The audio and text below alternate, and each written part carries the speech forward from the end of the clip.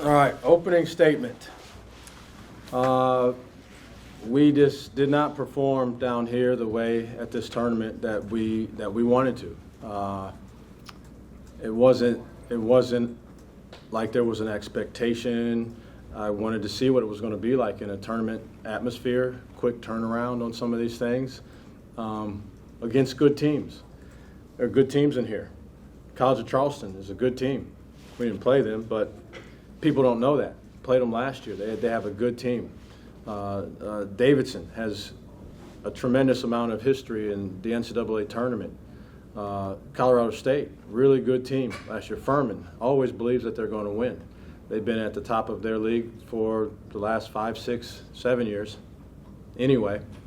And so to come in here with the group that we had and play some guys that believe they're going to win, they know the pathway to winning. They know how to stick to a plan, even when it gets a little wobbly. We were at a disadvantage in that area, to be quite honest with you, relative to the 3 teams in particular that we played. And so today was another one of those games. We got to figure out how to play more effectively defensively, be that more of a commitment to it individually, each guy individually, just getting better at it individually, guarding the ball, adherence to rules. You know, some things. It's funny. We played Furman last year 3 times when I was at Chattanooga, and we beat them all 3 times, and we held them to 69 points in one game, 58 points in another game, and 63 in overtime in another game. And so principally, the ability to guard their stuff and I think they were more effective offensively last year than they are this year. Bob Ritchie may tell you differently, but I saw them a few times, and I think they were better offensively last year than this year. And so it's not about what we're doing. It's about our real commitment to sticking to principles and our ability to stick to principles, our ability to listen carefully and then take that information out there into the game. Our ability to cast aside what you're doing offensively and devote yourself, what a word there, to devote yourself to the defensive side of the basketball. That's hard for young men to do, and we have a lot of guys that are learning how to win. So, I think that sums up my overall feelings about what we did here in Charleston. Great tournament, good teams. I'm glad for the experience to come here and for guys to see this and be challenged right out of the gates with some really good teams. Questions? Bob was just in here talking about program building and how sometimes it's the moments of adversity that really help you build a program more and how you respond to them. And curious if you agree with that and how you can look at a weekend like this and be able to turn it around and be able to use it as a way to help players. It is adversity. I mean, I think growth in general happens when stress occurs in almost any capacity. You think about building muscle, right? You must tear down muscle, and then while it repairs, that adversity that the muscle went through allows it to grow back stronger.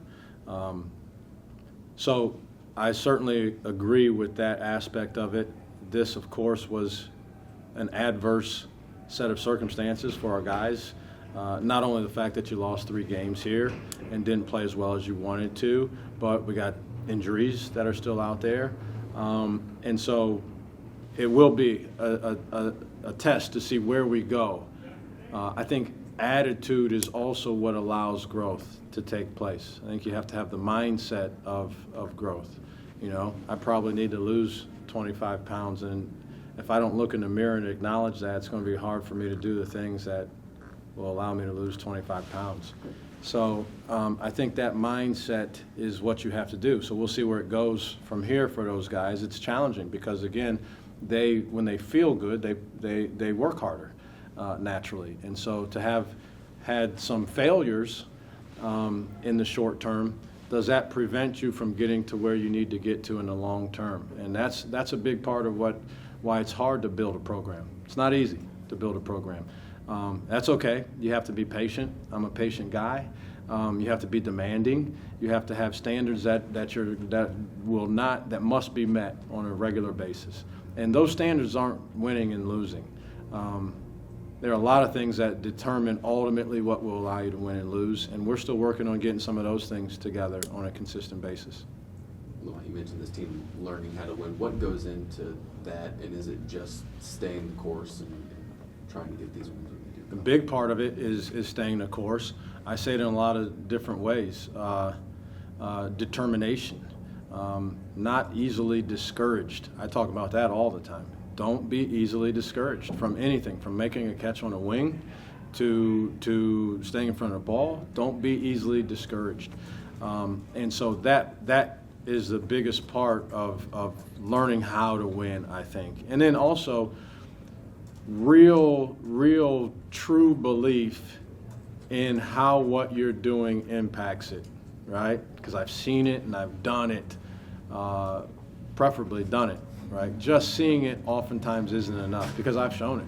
I've been around it, I've shown it, I've talked about it, but you have to do it and feel it and get uncomfortable with what you're doing in order to make some of these things happen. But yeah, just learning how to handle a moment. They go on an 8-point run or so, let's say. How do you handle that? Those things are all learning how to win. Because Furman was plus 19 on points off turnover margin tonight. You guys ended up losing by 19. What were maybe some of the deficiencies there in capitalizing on turnovers and limiting them maybe in the open? Some of it's ability to pass. At the end of the day, some of it's ability to throw and complete a pass to the same intended target that you had. Some of it is that. And we talked a little bit about what they do defensively. They really help to the ball. You got to play out of the backside some and throw skips and stuff. And we've been talking about throwing skip passes all season. And on their own, once every couple games, maybe they'll throw us single skip pass. And in this type of game, you have to do that, right? They're going to load up to the ball side. They're going to bring help. You have to play out of the backside some. Those decisions have to be made quickly. If you don't, they recover. And that's what happened. On a couple of times, right? And then some other times it's just pure sloppiness again with the ball. But I think if you go back through history, I don't know how many teams can be successful turning the ball over as many times as we do. So that impacts that affects your ability to score, right? Those are wasted possessions. It improves their ability to score because those transition situations on live ball tournament or turnovers are significantly higher percentages, and so it all goes together. So a lot goes down to that, but a lot goes down to rebounding. A lot goes back to a lot, but certainly, and that's not who I am, or I've ever been as a coach. I value possession of the basketball, and so there's work to be done, certainly. You mentioned injuries earlier. Obviously, Michi was able to play today. Curious what you saw from him, from his standpoint. And then Chico, another big game from him, but looks like maybe an ankle injury there. Do you know his status? I don't even know what it was. It sounded like it might be back at one point. It was a loose ball situation. The guy ended up landing right on top of him, and so it sounded like it might have been that. But Michi, God bless him. He wants to compete. He's a competitor. He wants to play. He's a shell of who Michi Johnson Jr. is right now because of what's happening with him physically. And so while it was valuable time and valuable minutes, because some of our other guys don't have to play an inordinate amount of minutes that they're not built to play, he's not able to do some of the things that he's already shown. Not that I anticipate him doing, not that I would like him to do, that he's already shown that he can do. He just some of those things he can't do, which doesn't mean he can't impact the game, but it does affect us that he's not able to perform at the level that he would like to. Anything else, guys? Thank you, Coach.